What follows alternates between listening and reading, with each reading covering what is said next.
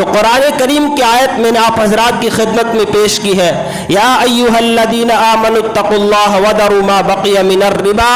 ان کنتم مؤمنین، اے ایمان والو اللہ سے ڈرو، یا ایھا الذین آمنوا اتقوا اللہ وذروا ما بقی من الربا، جو سود تم نے لے رکھا ہے، بیاج جس کو کہتے ہیں، جو تم نے لے رکھا ہے اس کو چھوڑ دو، ان کنتم مؤمنین، اگر تم اللہ کی ذات پر ایمان رکھتے ہو۔ حجۃ الوداع کے موقع پر اللہ کے رسول صلی اللہ علیہ وسلم پر یہ آیت نازل ہوئی۔ کتنا بڑا حکم نازل ہوا اللہ کا۔ صحابہ اکرام وہ تھے کہ ان کی زندگی میں اللہ کے رسول صلی اللہ علیہ وسلم جو حکم فرماتے کہ یہ حکم نازل ہوا ہے، ہمیں سود کو چھوڑ دینا ہے، صحابہ اکرام فوراً چھوڑ دیتے تھے، چاہے زندگی میں پھر مشکلات آئے، حالات آئے، پیٹ پر پتھر بھی باندھنے پڑے تو باندھ لیتے تھے، لیکن جب نبی کا حکم ان کے سامنے آ جاتا تھا، جب اللہ کا حکم ان کے سامنے آ جاتا تھا، یا ایھا الذین آمنوا اتقوا اللہ، اے ایمان والے بندو اگر تم اللہ سے ڈرتے ہو، وذروا ما بقی من الربا، سود کا جو حصہ تمہارا باقی رہ گیا ہے اس کو چھوڑ دو، ان کنتم مؤمنین، اگر تم اللہ کی ذات پر ایمان رکھتے ہو۔ اور اگر تم سود کا وہ حصہ نہیں چھوڑ رہے ہو، سود پر سود لیتے جا رہے ہو اور یہ گمان کر رہے ہو کہ یہ میرا پیسہ بڑھ رہا ہے، یہ میری دولت بڑھ رہی ہے، یہ گمان کرتے ہو کہ سود لینے سے میرا پیسہ بڑھ رہا ہے، تو یاد رکھو اللہ تبارک و تعالیٰ نے اس کے لیے فرمایا ہے فَإِن لَّمْ تَفْعَلُوا، اگر تم سود سے باز نہیں آتے ہو، فَأْذَنُوا بِحَرْبٍ مِّنَ اللَّهِ وَرَسُولِهِ، اللہ اور اللہ کی رسول کی طرف سے اعلان جنگ سن لو۔ آج مسلمان شرابی کو کہتا ہے کہ تجھ سے بڑا گنہگار کوئی نہیں، زناکار کو کہتا ہے تجھ سے بڑا گنہگار کوئی نہیں، چوری کرنے والے کو کہتا ہے کہ تجھ سے بڑا گنہگار کوئی نہیں، زنا کرنے والے کو کہتا ہے تجھ سے بڑا گنہگار کوئی نہیں، لیکن مسلمان نے کبھی اپنے گریبان میں جھانک کر نہیں دیکھا ہے کہ سود کے زنا کے بارے میں اللہ نے اتنا سخت حکم نہیں اتارا، چوری کے بارے میں اللہ نے اتنا سخت حکم نہیں اتارا، شراب پینے والے کے بارے میں اللہ نے اتنا سخت حکم نہیں اتارا ہے، اور زنا کرنے والے کے بارے میں اللہ نے اتنا سخت حکم نہیں اتارا ہے جو حکم اللہ نے سود کھانے والے کے لیے اتارا ہے۔ آج کسی شرابی کو اپنے سامنے دیکھتا ہے تو کہتا ہے تجھ سے بڑا گنہگار کوئی نہیں، اگر زانی کو دیکھے تو ایک ایک بندوں کو کہتا پھرتا ہے اس نے فلاں جگہ منہ مارا ہے، اس نے فلاں جگہ غلط کام کیا ہے، اور خود کیا کر رہا ہے؟ اللہ اور اللہ کے رسول کے ساتھ اعلان جنگ کر رہا ہے۔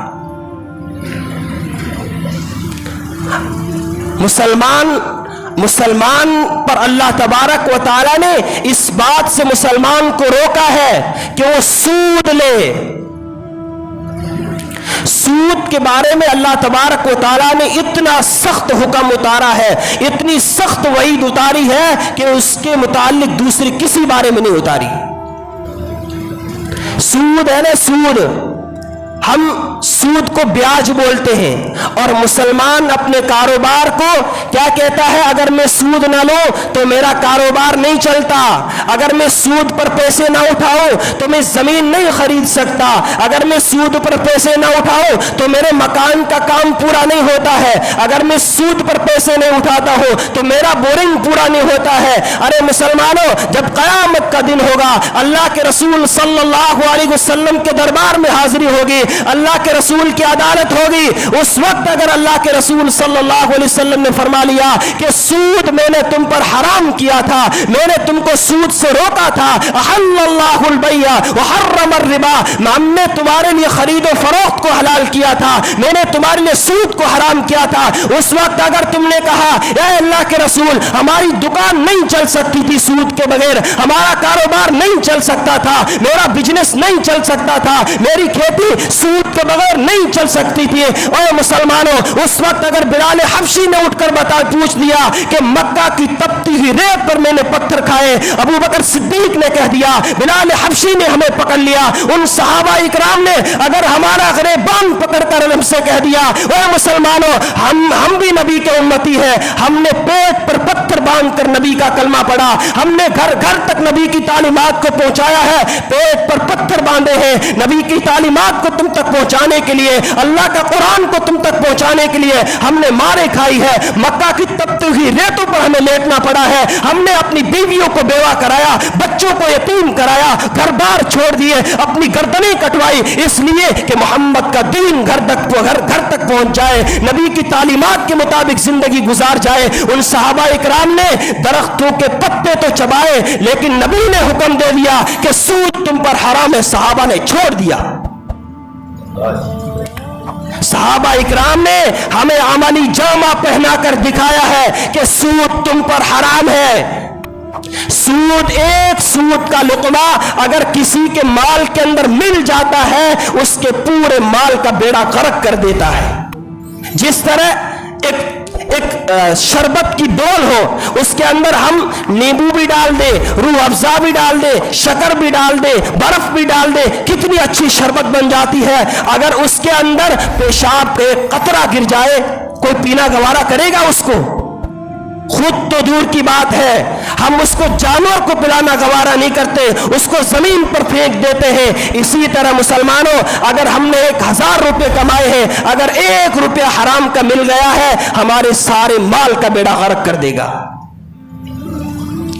इसी तरह देखो, हलाल जो होता है, हलाल वो हमेशा पाकीज़ा होता है, उसमें बरकत होती है, उसके अंदर अल्लाह के तबारक व तआला ने जो तुम्हें हलाल रास्ता बताया है, उसके मुताबिक अगर इंसान कारोबार करेगा तो उसके घर के अंदर बरकतें आएगी, बीमारियां नहीं आएगी, मुश्किलात नहीं आएगी, कारोबार में बरकत होगी, औलाद में खुशहाल जिंदगी गुजारेगा और इंसान खुद में खुशहाल जिंदगी गुजारेगा। कारोबारी आदमी और सूद ले, वो कभी कामयाब नहीं हो सकता है। और इंसान अगर सूद लेकर यूं तसव्वुर करे कि मेरा पैसा बढ़ रहा है, मेरा कारोबार बढ़ रहा है और मेरे पास पैसा इकट्ठा हो रहा है, याद रखो अल्लाह तबारक व तआला का फरमान है कि सूदी पैसा कभी नहीं बढ़ता है, बल्कि जो सदका तुम अल्लाह के रास्ते में देते हो, जो खैरात तुम अल्लाह के रास्ते में देते हो, उस सदका और खैरात करने की वजह से तुम्हारा माल बढ़ता है। अगर मुसलमान यूं तसव्वुर करे कि मेरा माल सूद की वजह से बढ़ रहा है, मेरा पैसा सूद के लेन देन की वजह से बढ़ रहा है, तो ये तसव्वुर करना छोड़ दो। अगर आप इस तरह पैसे जमा कर रहे हो, इधर आपकी घरवाली बीमार पड़ गई, आपका बच्चा बीमार पड़ गया, आपके कारोबार में डिस्टर्ब आ गई, तो मुसलमान यूं समझता है ये तो होता रहता है, फलां के साथ हुआ है, फलां के साथ हुआ है तो मेरे साथ भी हो गया। नहीं, जहां अल्लाह और अल्लाह के रसूल की तरफ से ऐलान जंग हो रहा है, तूने वहां हाथ डाला है, तेरा काम होना है। वीडियो के नीचे सब्सक्राइब के बटन पर क्लिक करें, बेल के आइकॉन पर क्लिक कीजिए ताकि हर नई वीडियो की नोटिफिकेशन आपको मिल जाए।